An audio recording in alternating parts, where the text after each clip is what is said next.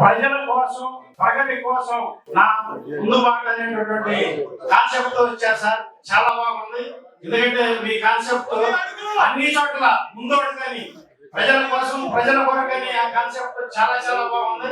దీని ద్వారా మీరు దాదాపు నియోజకవర్గం అంతా పార్లమెంటరీ నియోజకవర్గం అంతా మారిపోయిపోయారు. మరి ఆ రోజున గురుపాలెం మరి కృష్ణ గారు ఫేమస్. గురుపాలెం అంటే సినీ నటుడు కృష్ణ గారు ఫేమస్. ఇప్పుడు ఈ రోజుల్లో మీరు పార్లమెంట్ కి గెలిచిన తర్వాత మీరు చంద్రశేఖర్ గారు ఫేమస్ అవుతారని మనస్ఫూర్తిగా కోరుకుంటున్నాను.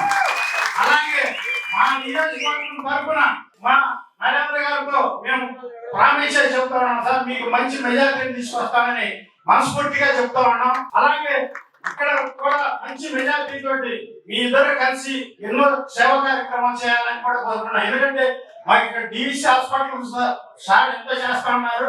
అలాగే మీరు కూడా డాక్టర్ కాబట్టి మీరు అక్కడ కూడా ఎన్నో సేవా కార్యక్రమాలు చేస్తూ మరి పెమసాని ఫౌండేషన్ ద్వారా ఎన్నో సేవా కార్యక్రమాలు చేస్తున్నట్టు మాకు తెలిసింది సార్.